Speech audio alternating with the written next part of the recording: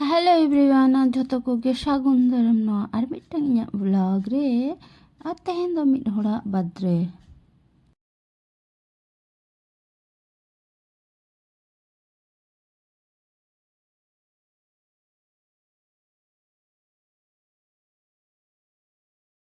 तो तेहेन birthday girl दो उनी लेया पेया जे अखोय तो उनी हुयुग कना बर्थडे गर्ल आर तो प्रथम ओंडे आलिኝ हाताव के आलिኝ केक आर शम्पा ऑल मेनागा तो आगू के आले नोडे आर मिदटां इये नोडे रेस्टुरेंट कना खूब सुंदर मिदटां इन दो प्रथम बार चलाग कनी नोडे दो तो नोडे ले हेज कना ओंडे गे काटिज तलांग किछु साᱺगिñ रे आरकी हेज कना ले टोटो तेले हेज ना तो नोडे पुरोटा गे फाका ताहलेना तेहेñ दो तो आले ताहले नोडे मिदटां ऑर्डर ले एम आकाआ जे KFC चिकेन ऑर्डर हुई कना तो ओनाते नितो दो बाकी टाइम आले नोडे बर्थडे ले सेलिब्रेशन माने केक काटिंग हुई नितो दो तो ओना खातिर कटी तारागारे कटी तारांग नोडे छवि को तुलो हुई कान थाहेद आर किछु नुई अकय बर्थडे गर्ल उनी गे इᱧᱟᱹᱜ वीडियो को कराय थाहेद कटी तालांग आर तारपरे आर मिद हर नोते रे मेनाया तो उनी लेदा जे आर तीना घड़ी बन दुड़ुबा चलो नितो दो माने रेडी लेन गे आर नोआ दो प्राय सन्धे बेला हुई कना प्राय 6:30 दिके चलाव कना ले आले दो तो नितो दो ओना खातिर नोआ साजाव एले जस्ट मिदटां केक मेना आर चेद हो बाचुनी आपाततो तो ओना केक काटिंग खातिर गे नोआ को झतो नितो दो गुछो माने नोडे काटी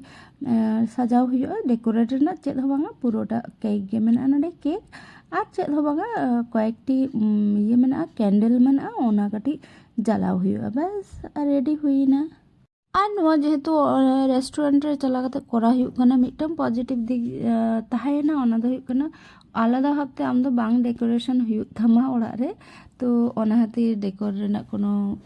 सामान हो बाचुग तालेया जुदु शुधु जस्ट मिदटां केक मेनागा ए जे here is our cake for our birthday girl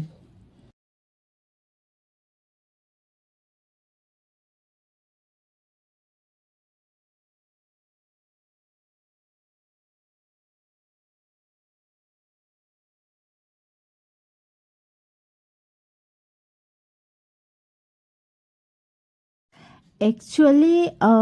तेहेन दो हुयुग कना उनिया बर्थडे दो बांगा आगामी काल मेना ताया किंतु मिदटां कामी मेना गापा माने आले गापा मिदटां बिये बाड़ी ले चलागा माने रिसेप्शन पार्टी मेना तो ओना खातिर आगे दिन गे सेलिब्रेट खातिर हेज कना ले एंड नितो दो केक काटिंग हुईना एबार नय केक काटी जम बाड़ायाले जम परे गे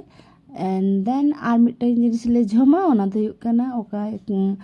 ले ऑर्डर का ओना ले जमते तारपरे आर चेद हो बांगा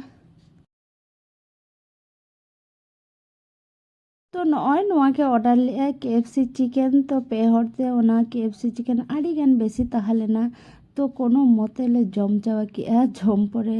मोटामुटी ताहलना उनो टेस्टी जे खूब बेसी भागी उनका दो बांगा जदियो बा इन फर्स्ट टाइम इन जमे KFC चिकेन तो तारपरे नितो आरो ओना टोटो वाला गेले हक आदेया तारपरे आर मिदटां जायगा ले हेज कना ओंडे गे काटी आगे रे तो नोडे हुयुग कना हैदराबादी बिरयानी तो नोडे ले हेज एना चेदा से नितो डिनर काते तारपरे ओड़ा ले चला तो हेज काते आले दो नोडे किछु फोटो कोले माने फोटो कोले क्लिक कान ताहेन आर तेहेन दो आले झोतो जायगा रे गेले चला कना झोतो गे फाका गया तो नोडे हो फाका गया शुधु आले गे मेना ले आर आगेरटा रे हो आले गेले ताहलेना तो हयतो बा ठंडा ᱧᱩᱨ गान खातिर ओनका खातिर हर बाचुग कोआ बाट यस ओना मिदटां भागी दिक कना जे आले एकला गेले ताहलेना